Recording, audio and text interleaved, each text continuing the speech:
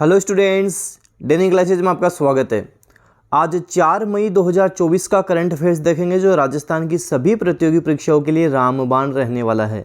Rajasthan current affair, राष्ट्रीय current affair, अंतर्राष्ट्रीय current affair, जो इम्पोर्टेंट प्रश्न बनते हैं सारे कवर करेंगे और लगभग 10 मिनट में हम आज 4 मई का करंट अफेयर कवर कर लेंगे जो सभी प्रतियोगी परीक्षाओं के लिए रामबाण रहने वाला है। तो चलिए हम शुरू करते हैं। पहला प्रश्न है, हाल ही में ब्रिटिश वन्यजीव चैरिटी अवार्ड किसे दिया गया? यह है ब्रिटिश वन्यजीव चैरिटी अवार्ड, किसको दिया गया? वन्यजीव जीव विज्ञानी डॉक्टर पूर्णिमा देवी बर्मन को दिया गया। डॉक्टर पूर्णिमा देवी बर्मन को ब्रिटिश वन्यजीव चैरिटी अवार्ड, जिसको हम व्हीटली गोल्ड अवार्ड के नाम से जानते हैं, व्हीटली गोल्ड अवार्ड के नाम से जाना जाता है। अब ये जो आपके पूर्णिमा देवी बर्मन है ये असम की रहने वाली हैं, ध्यान रखना असम की ये रहने वाली हैं। तो एग्जाम के लिए इंपोर्टेंट प्रश्न है, ब्रिटिश वन्यजीव चैरिटी अवार्ड जिसको व्हीटली गोल्ड अवार्ड के नाम से भी जाना जाता है, ये पूर्णिमा देवी बर्मन को मिला है और ये असम की रहने वाली हैं।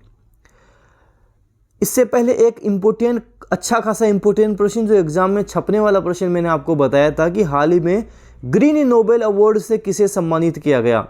ये आलोक शुक्ला थे, छत्तीसगढ़ के आलोक शुक्ला थे। इसके बारे में थोड़ी डिटेल आपको बता देता हूं कि अमेरिका के सैन फ्रांसिस्को में छत्तीसगढ़ के पर्यावरणविद आलोक शुक्ला को 35वें गोल्डमैन पर्यावरण पुरस्कार 2024 दिया गया। इनको 35वां गोल्डमैन पर्यावरण पुरस्कार 2024 मिला। इसे ग्रीन नोबेल पुरस्कार भी कहा जाता है। इस साल यह अवार्ड भारत के आलोक शुक्ला सहित दुनिया भर से 7 लोगों को प्रदान किया गया है। और ये जो आलोक शुक्ला हैं ये हसदेव अरण्य बचाओ संघर्ष समिति के संयोजक हैं। तो दोनों इंपोर्टेंट प्रश्न आपको ध्यान रखने हैं। अगला प्रश्न है 100% एग्जाम वाला ये प्रश्न है, 100% एग्जाम में छपने वाला ये प्रश्न है। हाल ही में ग्रैंड मास्टर की उपाधि हासिल करने वाली भारत की तीसरी महिला ग्रैंड मास्टर कौन बन गई हैं? वैशाली रमेश बाबू बन गई हैं, वैशाली रमेश बाबू बन गई हैं। इससे पहले कोनेरू हम्पी और हरिका द्रोणावल्ली भी ग्रैंड मास्टर की उपाधि हासिल कर चुकी हैं। कोनेरू हम्पी और हरिका द्रोणावल्ली भी ग्रैंड मास्टर की उपाधि हासिल कर चुकी हैं। साथ ही ध्यान रखना कि विश्वनाथ आनंद शतरंज ग्रैंड मास्टर बनने वाले भारतीय खिलाड़ी हैं, पहले भारतीय खिलाड़ी हैं। विश्वनाथ आनंद शतरंज ग्रैंड मास्टर बनने वाले पहले भारतीय खिलाड़ी हैं। सबसे कम उम्र के भारतीय शतरंज ग्रैंड मास्टर कौन हैं? आर प्रज्ञानंद हैं, आर प्रज्ञानंद हैं। ये सबसे कम उम्र के भारतीय शतरंज ग्रैंड मास्टर हैं, ध्यान रखना आर प्रज्ञानंद। और सबसे अधिक ग्रैंड मास्टर खिताब हासिल करने वाला भारतीय राज्य तमिलनाडु है, जिसकी राजधानी चेन्नई है। तो तमिलनाडु भी आप ध्यान रखना।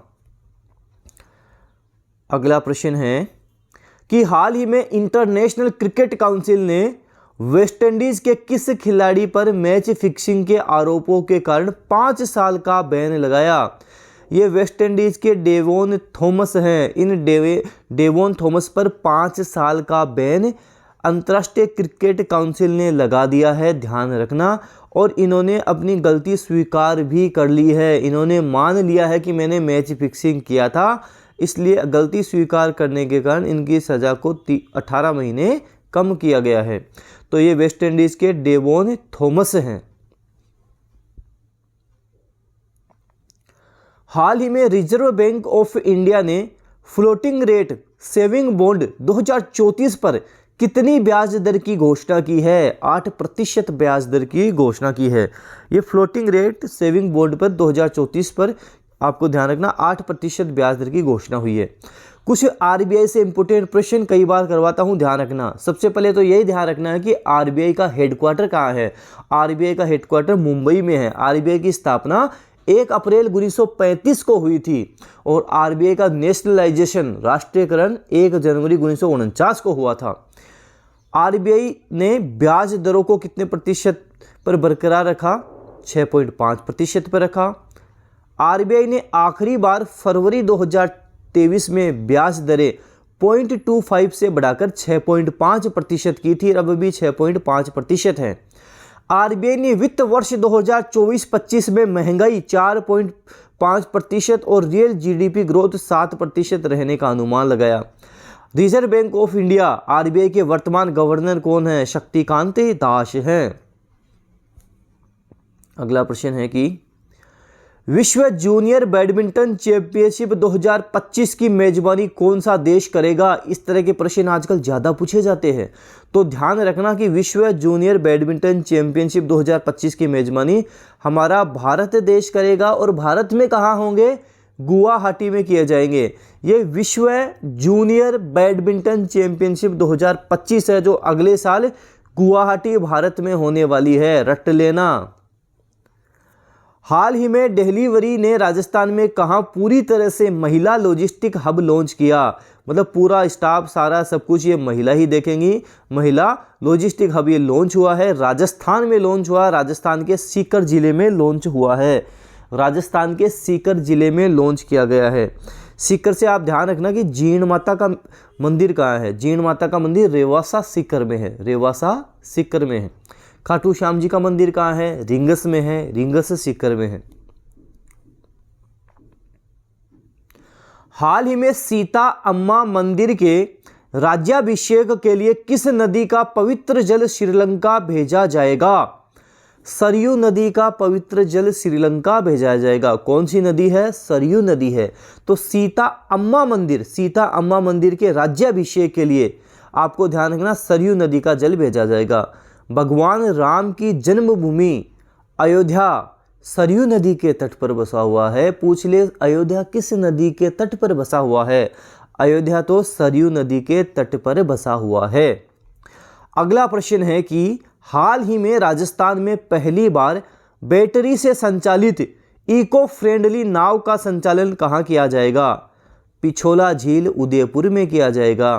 पिछोला झील कहाँ है? उदयपुर में है। ये किस शासक के समय पिछोला झील का निर्माण हुआ? राणा लाखा के समय हुआ था। राणा लाखा के समय एक बंजारे ने पिछोला झील का निर्माण करवाया था। ये पिछोला झील वही पिछोला झील है जो उदयपुर में है, जिसमें जग मंदिर और जग निवास भी है। इसके जस्ट सामने आपको सिटी पैलेस भी देखने को मिल जाएगा। बात हो रही है उदयपुर की। उदयपुर को झीलों की नगरी कहा जाता है। 1559 में उदयपुर को महाराणा उदय सिंह ने बसाया था, क्योंकि ये जो क्षेत्र है ये गिरवा के कारण सुरक्षित था।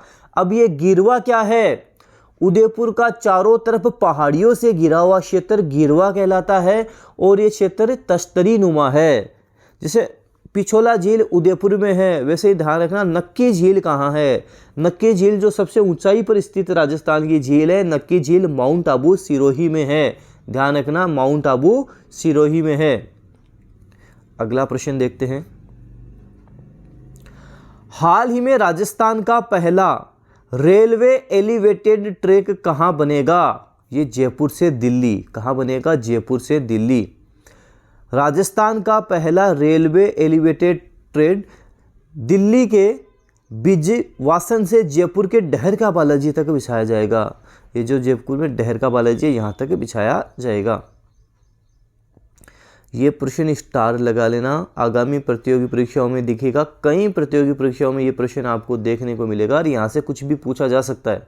इस प्रश्न में यहाँ से कुछ भी पूछा जा सकता है। हाल ही में राजस्थान का 7वां तथा शेखावाटी का पहला रोपवे कहाँ बना? काजल शिखर माता मंदिर जीण माता रेवासा सीकर में बना। अब राजस्थान के जो टोटल 7 रोपवे हैं, सातों रट लेना, एग्जाम में कुछ भी पूछा जा सकता है। सुधा माता रेलवे जालोर में है। सुधा माता रेलवे जालोर में है। मनशापूर्णी करणी माता उदयपुर में है। सावित्री माता रोपवे पुष्कर अजमेर में है। सामोद हनुमान जी रोपवे सामोद में है। अन्नपूर्णा रोपवे खोले के हनुमान जी कहाँ पर है? जयपुर में है। नीमच माता रोपवे उदयपुर में है। और काजल माता शिखर रोपवे जो अभी हम बात कर रहे हैं सीकर वाला, तो देखो इसमें देखता हूँ मैं आपको, ये जो दूसरे नंबर का है ये उदयपुर में है, और ये छठे नंबर वाला भी नीमच वाला भी उदयपुर में है, नीमच माता वाला। तो 2 उदयपुर में हो गए। जयपुर की बात करें तो जयपुर में एक तो ये सामोद हनुमान जी वाला जयपुर में है, और एक अन्नपूर्णा वाला जयपुर में है। तो 2 जयपुर में है, ये भी ध्यान रखना। 2 उदयपुर में है, 2 जयपुर में है। आज का हमारा अंतिम प्रश्न है कि राजस्थान पर्यटन विभाग द्वारा मेवाड़ महोत्सव का आयोजन किया गया, कहाँ किया गया? उदयपुर में किया गया। राजस्थान पर्यटन विभाग की स्थापना कब हुई थी? 1956 में हुई थी। वर्तमान में राजस्थान के पर्यटन मंत्री कौन हैं? दिया कुमारी है। मरु महोत्सव कहाँ का प्रसिद्ध है? जैसलमेर का प्रसिद्ध है। मरुस्थल जैसलमेर। थार महोत्सव कहाँ का प्रसिद्ध है? बाड़मेर का प्रसिद्ध है। ऊंट महोत्सव बीकानेर का प्रसिद्ध है। हाथी महोत्सव जयपुर का प्रसिद्ध है। मारवाड़ महोत्सव जोधपुर का प्रसिद्ध है। ब्रिज महोत्सव भरतपुर का प्रसिद्ध है। कजली तीज महोत्सव बूंदी का प्रसिद्ध है। और दशहरा का मेला कोटा का प्रसिद्ध है। देखो, वीडियो रेगुलर आपके लिए आता रहेगा, बस इस वीडियो शेयर जरूर कर दिया करें, जितना उसके शेयर करें। चैनल को सब्सक्राइब करो तो बेल आइकन भी प्रेस कर लेना, टेलीग्राम भी आप ज्वाइन कर लेना। धन्यवाद।